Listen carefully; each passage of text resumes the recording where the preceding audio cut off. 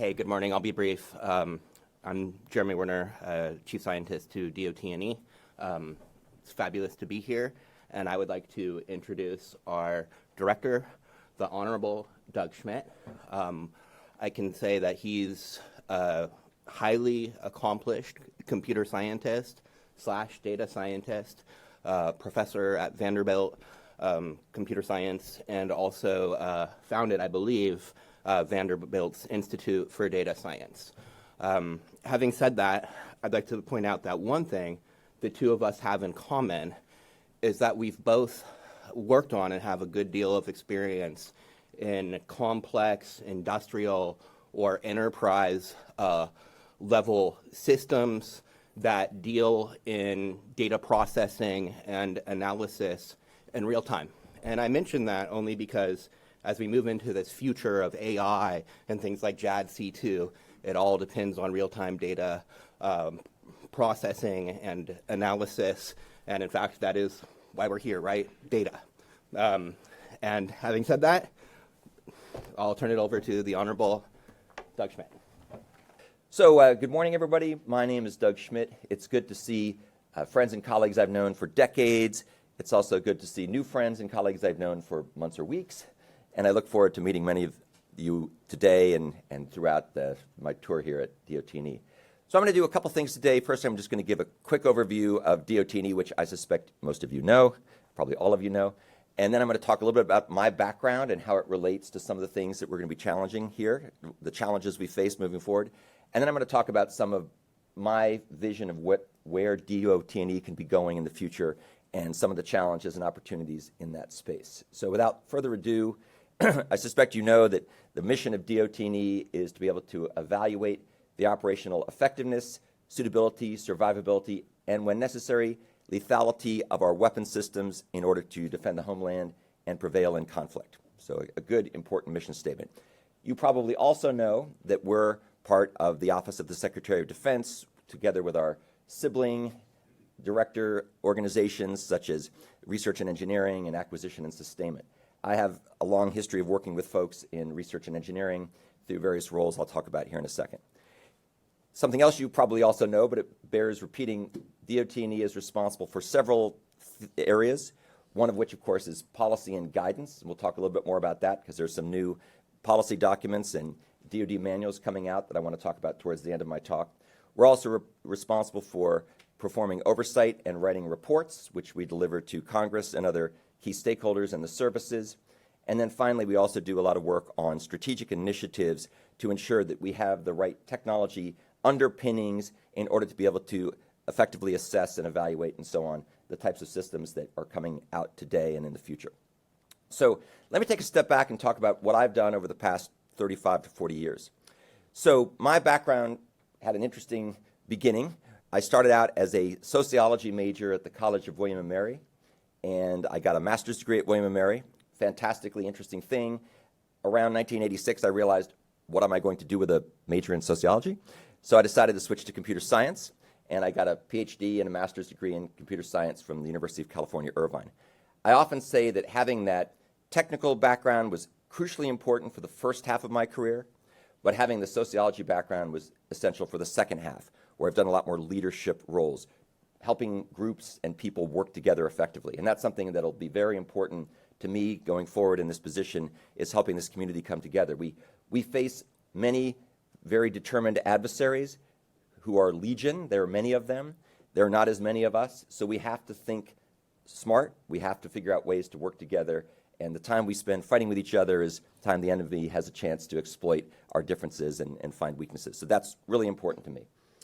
I then went on and was a professor at several universities, Washington University in St. Louis, University of California, Irvine, and most recently for the past 2 decades, Vanderbilt University. And as Jeremy pointed out, I was the founding co-director of the Data Science Institute, which got me very well versed in a lot of the things and methods and techniques that are used here at IDA and other parts of the testing enterprise. Perhaps most relevant, however, for what I'll be doing here, I've also done a lot of work in government and industry. So I was a program manager and deputy office director at the Defense Advanced Research Projects Agency for a number of years, 20 years ago or so. I've also worked as the chief technology officer and deputy director of research for the Software Engineering Institute, another FFRDC. and lots of other things, scientific advisory board. I'll talk about those as I go through this. So going back about 35 years when I was working as a grad student and then an assistant professor, my real passion in life was software for distributed real-time embedded systems. And these are systems where the right answer delivered too late becomes the wrong answer. So I've done a lot of work in mission computing environments, working together with Boeing and Lockheed. I've also done a lot of work on theater-level ballistic missile defense with folks like the Dahlgren Naval Systems Warfare Center down in Dahlgren. And I've also done lots of work on many commercial systems that are distributed real-time and embedded. My favorite example of this was a project I worked on with a German company called Krones that makes machines that analyze the quality of beer as it goes whizzing by at basically the same rate as a mission computer. What could be more mission critical than getting high-quality beer to market in Germany? So that was one of my first experiences in that domain. During that process of doing work in this area, I started out working on parallel protocol processing. That was my PhD dissertation, and that's where I discovered that the old adage, people who do the same thing over and over again and expect results, is the definition of crazy. They've never tried to debug a parallel program because you get different results every time you try to debug it.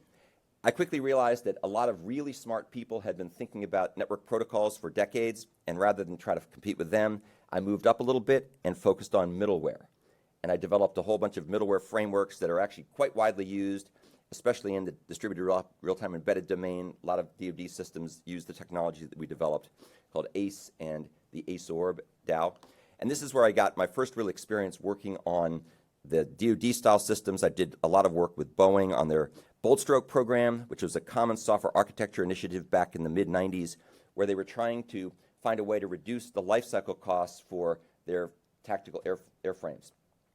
Fascinating project, never quite got to where we wanted to go, but it wasn't for lack of trying, and it gave us a lot of experience at using off-the-shelf technologies and modular open systems approaches to build mission-critical and safety-critical systems. One of the other things I've done throughout my career is find ways to step back from the technology and look for cross-cutting patterns, which are solutions to common problems that arise when you build software in a particular context.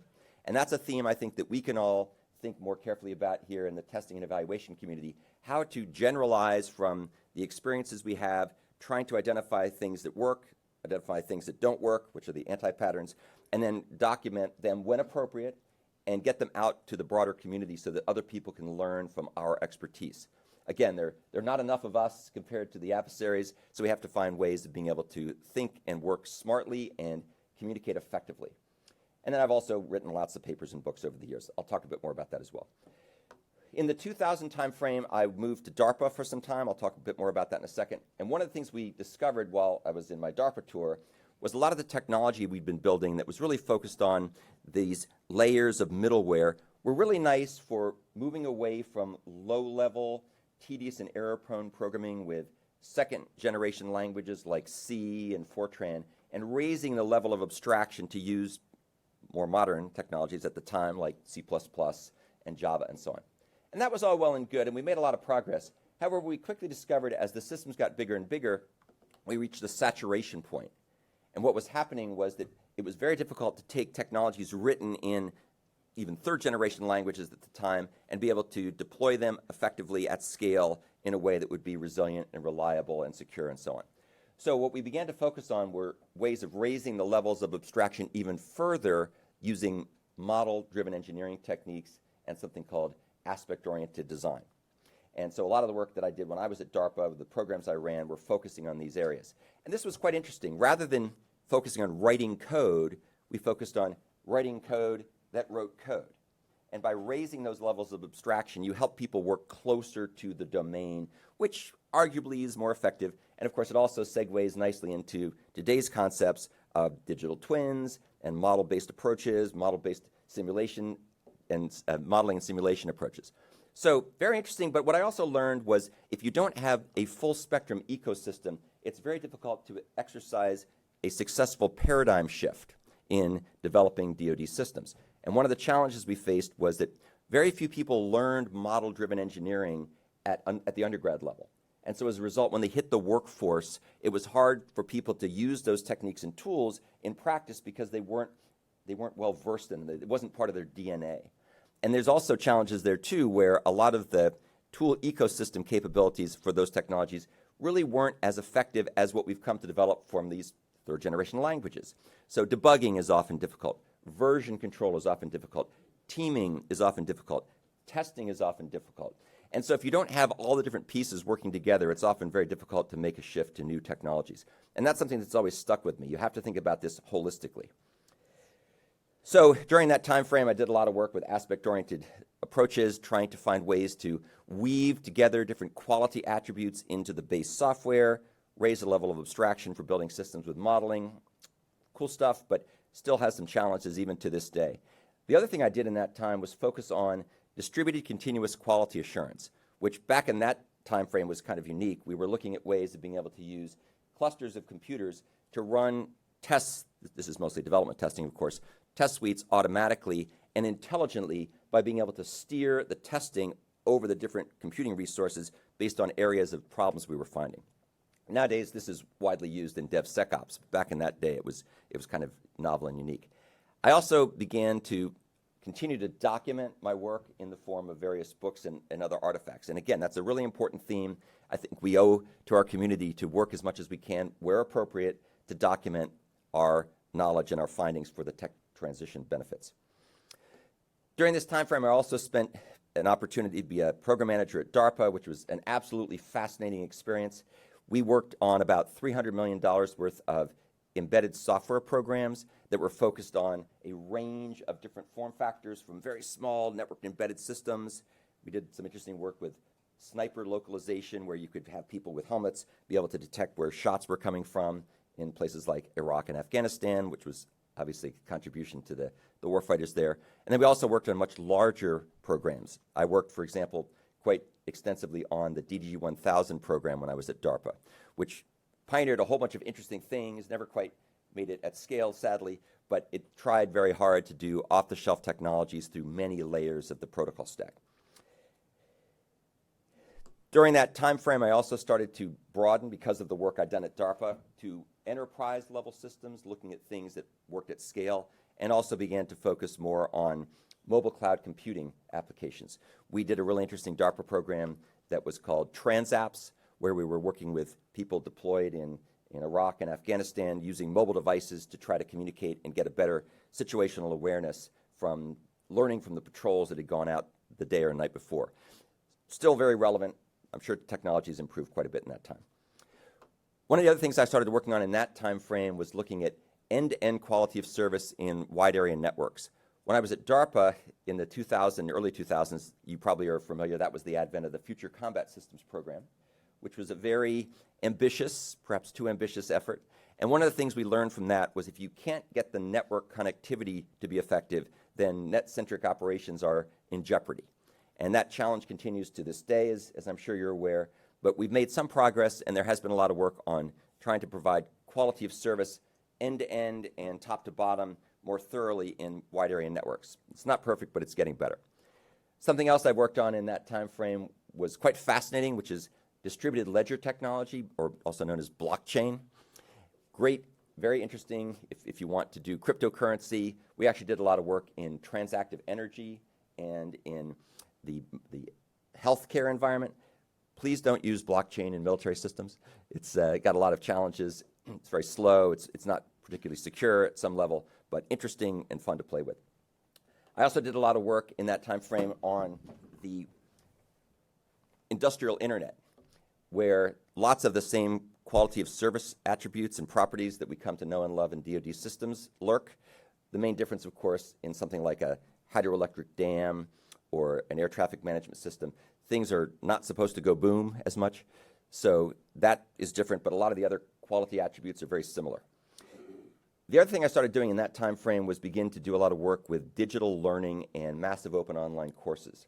And once again, this is something I think we can be doing a more effective job of in the test and evaluation community.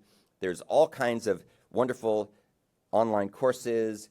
There's all kinds of wonderful YouTube channels talking about many different aspects of software development, software design, software architecture. Not as many on testing and evaluation. This is one of the concerns I've had for a long time, going back to when I was at DARPA. there always seems to be funding to do cutting-edge things on technologies for building stuff. And sadly, there tends to be less emphasis and less love and care and feeding for the testing side of the house. And I think that's something we really need to think about, how to incentivize government funding agencies and industry partners to put more effort in funding advanced S&T in testing and evaluation, because we're never going to catch up with all the cool things that are taking place on the development side if we can't also find ways to verify, validate, and accredit and certify those systems. That's also a big passion of mine.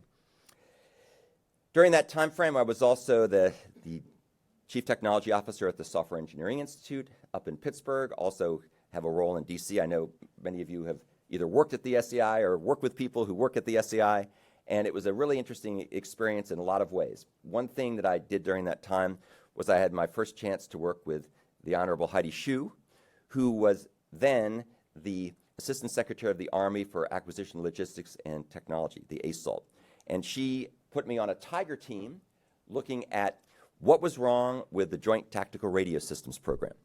And I don't know how much you know of JTRS, but it was a fascinating program back in the day that was very promising, based on open standards. Lots of people were trying to make interoperable components that could support different waveforms to be better, faster, cheaper to market.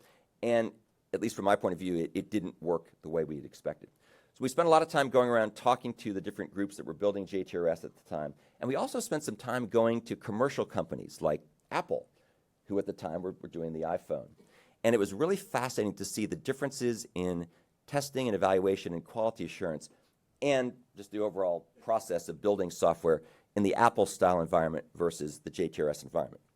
For example, with JTRS at the time, they had roughly 85,000 requirements. And the person who was in charge of the program was a colonel, and so lots of people outranked him, and so they would come along and add requirements, and there was absolutely nothing they could do to stop that. In contrast, at Apple at the time, Steve Jobs was still alive. There was one person who decided what was going to go into that phone, and it could change the night before the Apple Expo where he would give the new version. So very different, sort of a pharaonic emperor-style model of things. The other thing that was interesting was there was really no automated regression testing for the JTRS components that were being built. And so as a consequence, the only way they could figure out if the systems were working was to take them out into the field and do field trials in an open-air environment. Incredibly inefficient.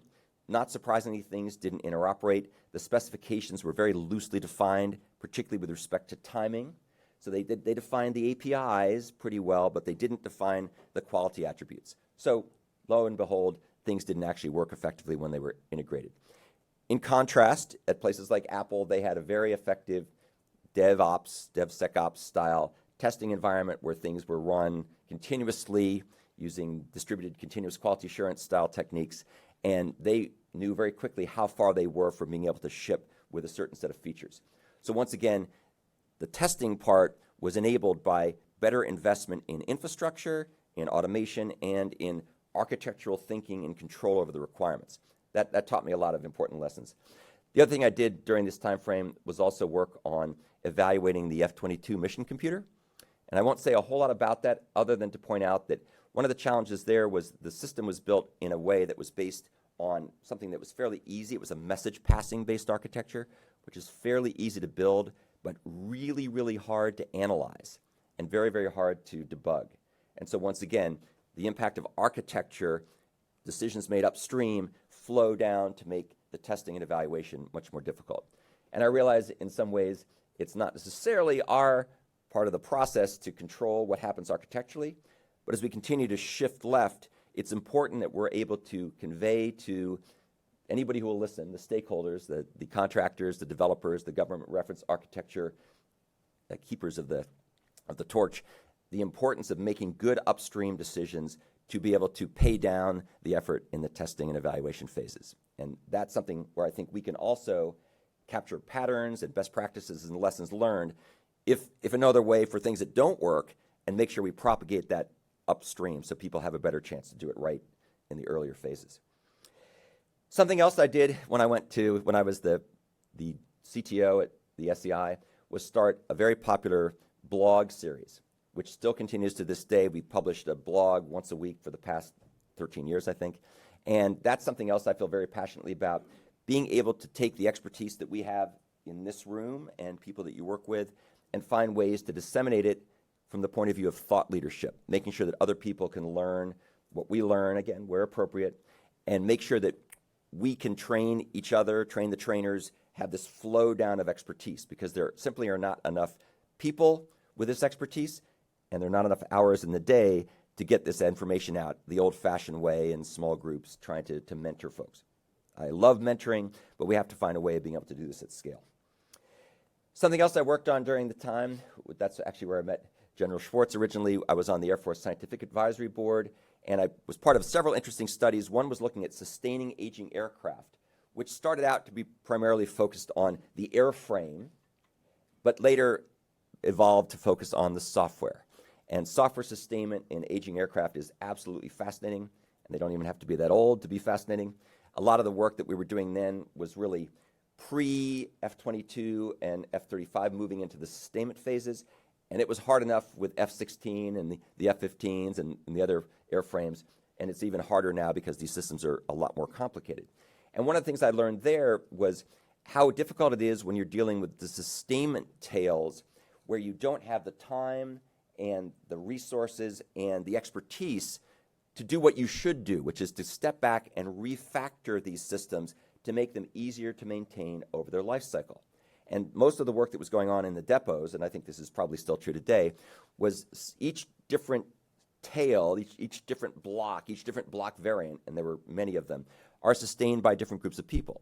And nobody ever has time to step back and re-architect and re-engineer and refactor the code to be able to make it more sustainable. And as you can imagine, this is what brings forth the software crisis, when we have all these different tails that are very difficult to maintain, and we're doing it in a very, very labor-intensive way.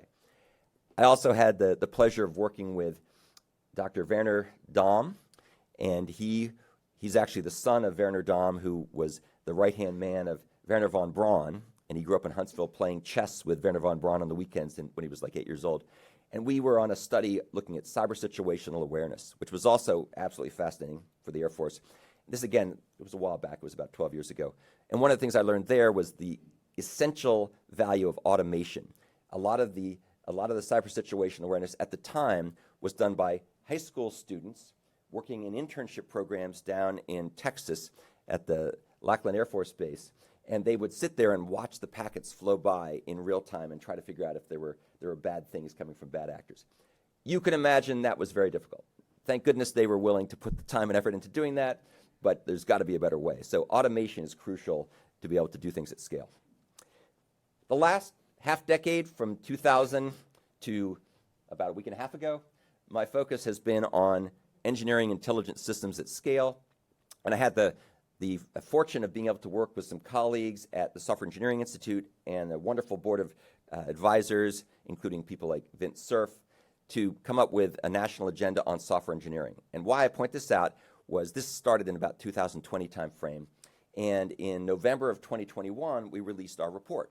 And one of the themes in the report was that the future of software development and testing and so on was going to involve a partnership between humans and trustworthy AI.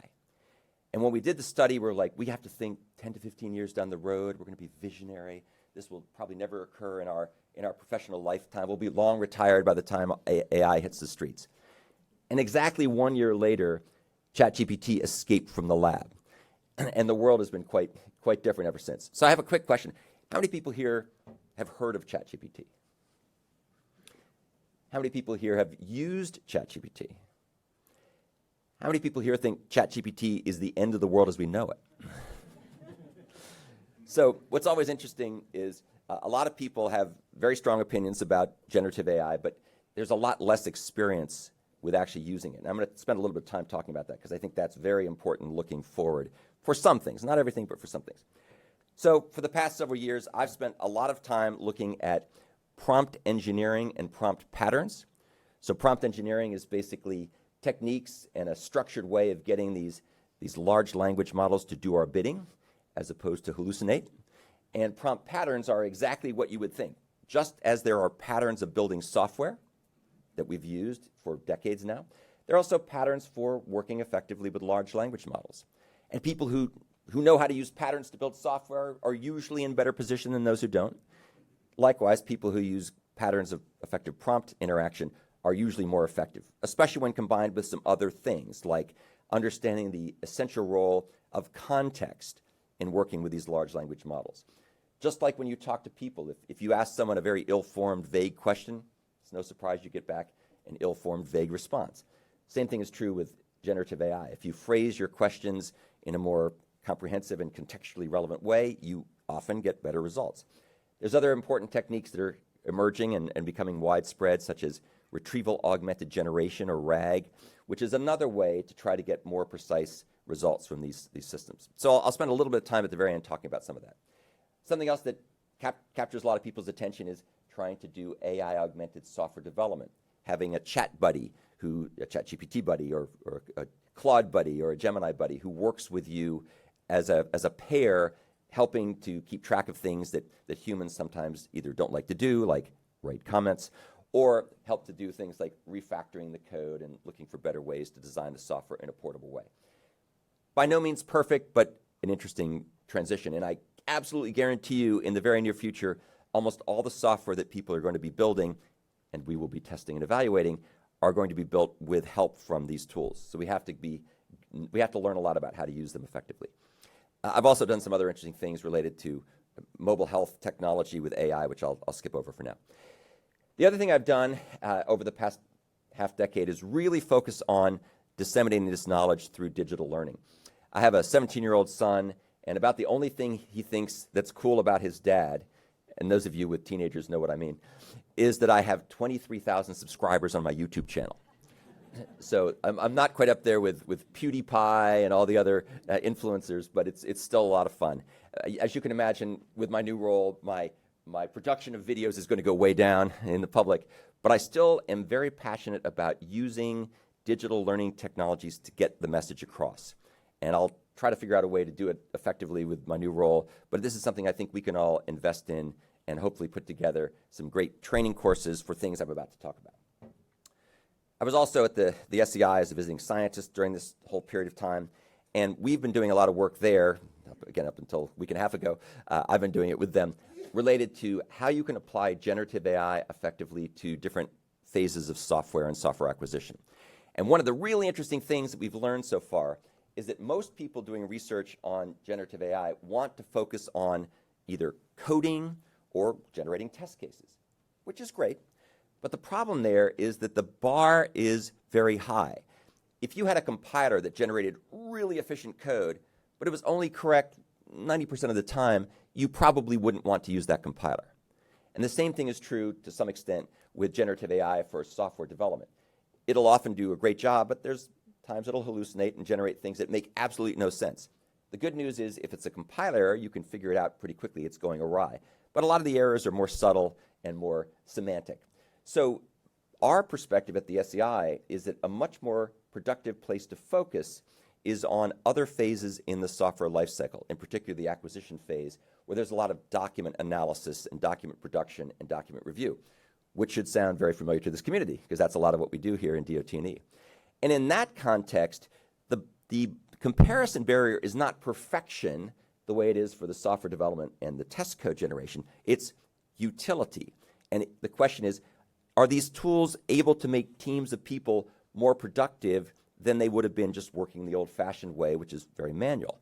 And the answer, surprisingly often enough, is yes. And so we've been doing a lot of work and writing a lot of articles and doing webcasts on this topic, and you might want to take a look at some of them.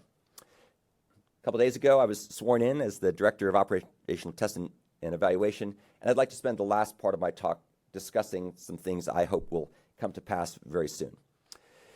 So when I look around, I've been in the position about a week and a half now, and I've got a lot of briefings about what's taking place.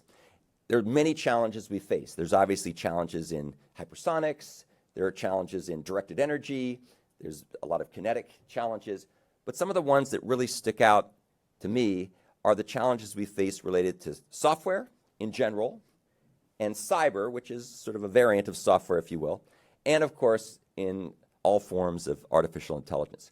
And when you look at the new systems, the CONOPS that are being put forth for things like JADC2, as we were talking about, for the Collaborative Combat Aircraft Program, Next Generation Fighter programs. You take a look at the ideas with, we had Replicator with swarms of drones. Almost all of those systems depend on intelligent something or other. Sometimes that's AI, sometimes that's other forms of automation or intelligence. These are really, really hard things to build. And I think if you take a look at some of the programs that are struggling, they're often in this space. A lot of the automation programs struggle. That's not a surprise, by the way. We should expect that. And they're also very hard to test. And they're especially hard to test if we continue to live with older, outmoded ways of doing testing of software. And I have a lot of experience working in various programs I won't say much about here, where getting the software right is crucially important. You have to be sure that these systems work properly. And they have a very traditional way of looking at testing, which is understandable. But it's also important that we begin to move things forward, doing newer forms of testing where deterministic execution is not the only way to build the system, because it's almost impossible nowadays to build deterministic systems because the hardware is no longer deterministic. We have multiple cores, we have layers of caching. We don't write everything with cyclic executives from the 1960s and 70s. And we really have to figure out how to test those systems effectively and quickly, because a lot of these systems need to be fielded soon. So those are some of the areas where I think we need to partner as effectively as we can with the S&T community. We need to motivate places like DARPA and other funding agencies to make sure that they're putting resources into moving things forward in terms of the testing that we're able to do. And then we need to make sure as a community we're in a good position to learn about those technologies and apply them in a risk-prudent way for the systems that we're trying to assess and evaluate, because those are coming down the pike and we have to be prepared for that. Fortunately, the DOT&E team has anticipated this, and over the past several years, they've been working diligently on new policies and guidelines for software and cyber and artificial intelligence, as well as other testing-related activities as well. And as you probably know, these policies will be coming out in the form of DoD manuals in the next couple of months. And one of the things I'm very heavily committed to is working together with all of you to make sure that we have the appropriate training and guidance and examples that can help the operational test agencies be effective at carrying out the testing they need to do in this emerging new world of software-reliant, cyber-survivable, and AI-enabled systems. And this is absolutely essential. We are not going to be able to be successful in the Department of Defense if we don't get our head around how to do the development of these systems in a reliable and robust way with the right quality attributes and the assessment and evaluation of them. And this is going to be hard, and I don't want to make it sound like it's going to be easy to do, but as John Kennedy said, we do things not because they're easy, but because they're hard, and we need to learn how to be effective in these areas. So I'm looking forward to working with everyone as the manuals start to roll out and hit the streets, which should be fairly soon if all goes well, and make sure that we have the right people in place with the right training. A lot of this is going to require people continuing to learn. I'm a huge enthusiastic supporter of this. Anything we can do to help that, I'm very committed to making sure that we can move forward and get people the training and expertise that they need to be successful here. If you'd like to take a look at a mapping between the talks that are taking place here at DataWorks this week and some of the strategic pillars and implementation plans that we've put forth at DOT&E in the various reports and strategic and implementation plans released over the past year, please take a look at this link. I double-checked it last night. It works, so you can take a look at that. And then the very last thing I'm going to talk about, I'll try to keep this short so we have time for questions. Some things that are a great passion to me. We'll see whether or not they actually end up being priorities that we can execute in DOT&E. But when I think about what does it mean to shift left, everybody wants to shift left in testing and evaluation and quality assurance. How can we do that effectively? And I've actually created a whole slew of videos. I have about 40 videos on my YouTube channel, so feel free to watch. The slides will go out. You can click on the link and see this stuff. I talk about a lot of this in way more detail there, but here's just a quick Cliff Notes version. So one thing that we've been doing at the SEI, which I think bears at least consideration, is trying to find ways to take documents, these would be policy documents or requirements documents, and extract interesting things from them that make the evaluation process more effective. So I'll give you a very short example.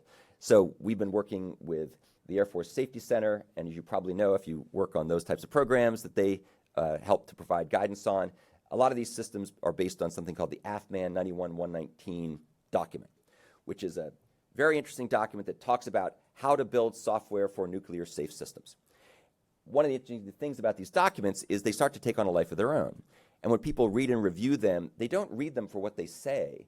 They read them for what they want them to say. That's human nature. And when you subject it to the steely, cold glance of a large language model, it can start to find inconsistencies and discrepancies that very smart people working over long periods of time have missed. So we've spent time analyzing these documents, looking for inconsistencies within the document, and then looking for inconsistencies across documents, which is something that humans have a very hard time doing. Once you get beyond about 30 or 40 pages, no one person can keep that all in their head anymore. So there's some interesting articles we're writing about that in that context. There's also some interesting work taking the guidance that are in these documents and then generating from them test plans. This is more for development testing, where you can actually come up with rules like don't have dead code or don't have unbounded recursion. And then you can use large language models in order to be able to determine whether the code that you have matches the policies. Again, bringing these guidance documents closer to something that's directly usable as part of the quality assurance process. Something else that's very valuable, if you haven't played around with this, you should learn about the persona pattern, where you can use the large language models in order to be able to analyze documents. Make sure you do it with the right level of sensitivity. Use the right tools here, by the way, where you can give it a document and then you can ask it questions from the perspective of a reliability engineer or the perspective of a senior, someone who's involved in cybersecurity or safety. And you get a lot of really interesting perspectives that come when you use these personas that would be difficult to get unless you happen to be fortunate enough to have a team of people who had all those skills reading those documents in parallel and then providing a summary and an assessment. Once again, not a replacement for people, but a way to augment the human and teaming process. And then the final thing I'll just mention, one of the other problems we have in large organizations, and I'm sure you guys have encountered this many times, is the drowning in the sea of documents that were produced by different people at different points of time. And pretty quickly, you lose track of what you have at your disposal, and it's like looking for a needle in a haystack when you try to find where did that guidance come from, or where are the findings.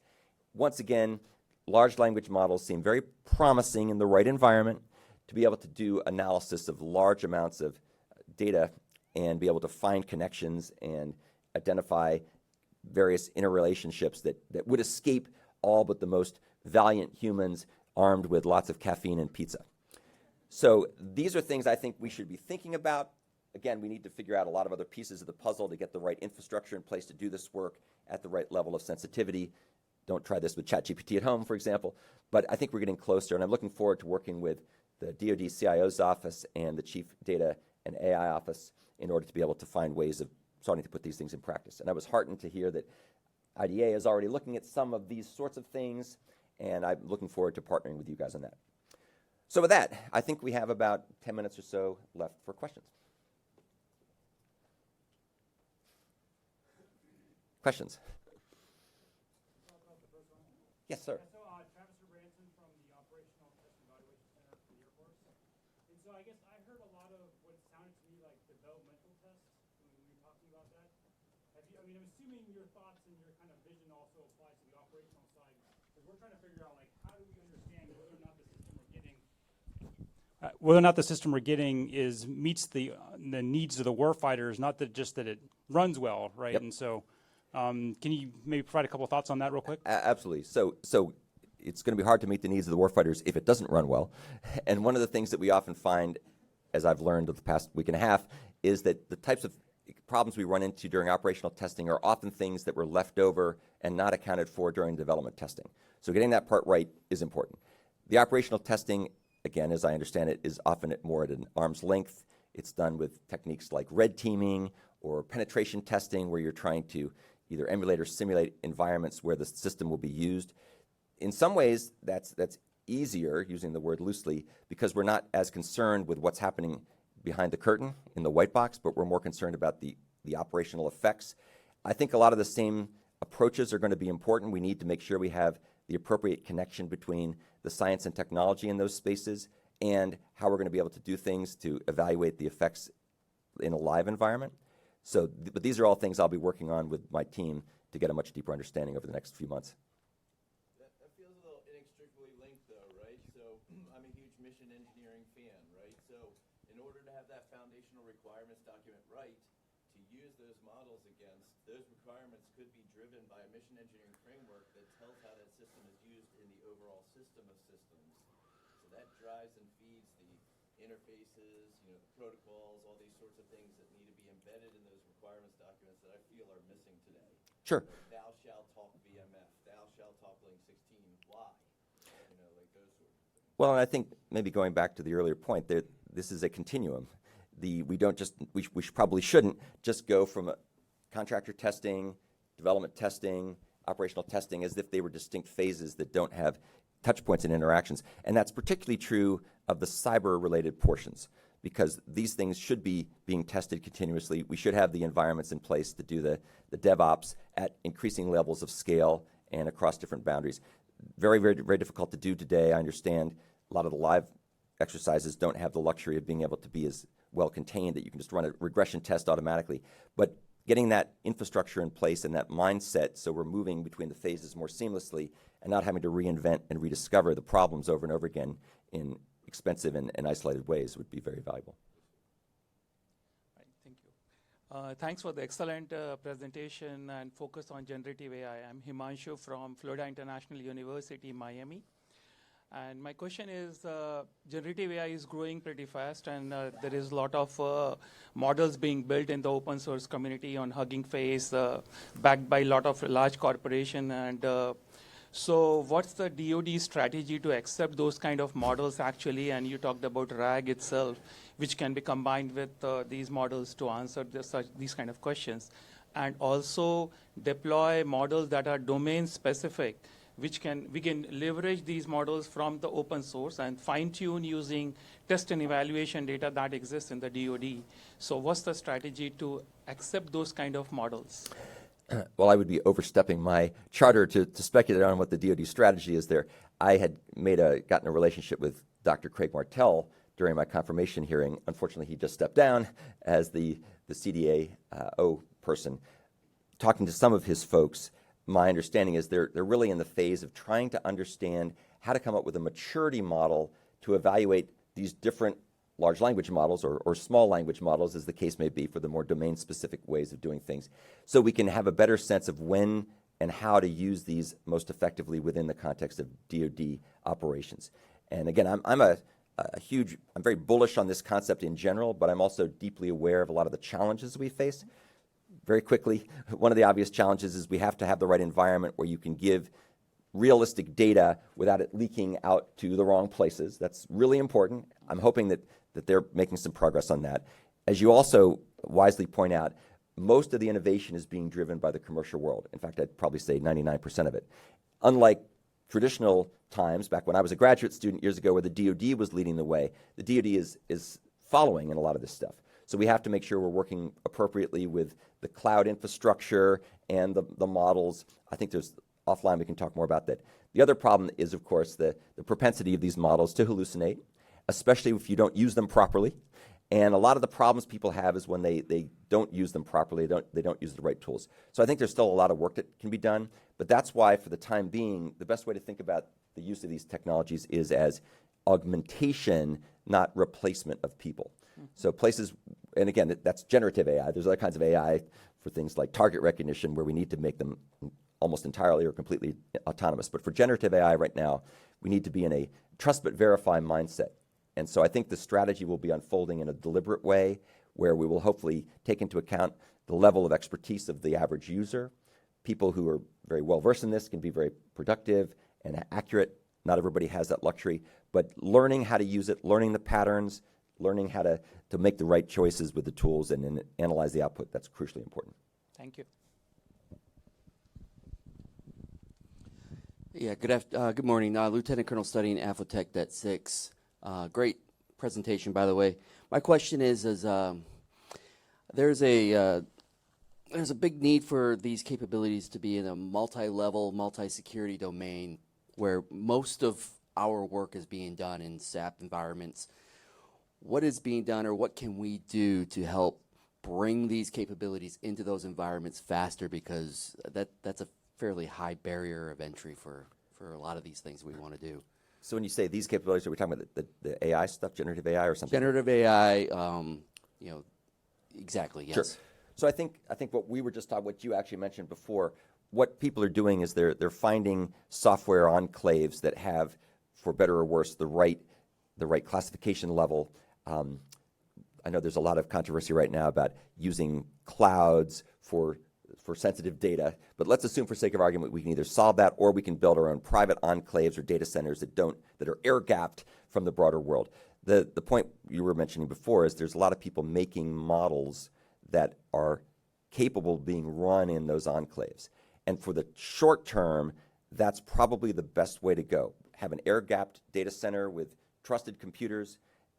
Don't use the cloud. It's probably, I don't want to cast aspersions at any cloud vendor, but if you're really concerned with avoiding leakage, a private enclave that we know how to do, this is not anything new there, and then using some of these open source models in that context where the training data can be analyzed, where you can understand the information that you're giving to the LLM or the small language model isn't leaking out of the enclave. That's probably the way to go right now. The problem is that takes a lot of IT expertise and care and feeding to get working. So I would hope within the next 6 to 12 months, folks like the CIO's office and CDAO will have this more in a box so it's easier to set up and use. But we're going to have to be very risk prudent for the time being in using this stuff for things that go beyond public domain type of information. Now, the good news is, as an example, that AFMAN spec I was talking about a moment ago, it's a public document.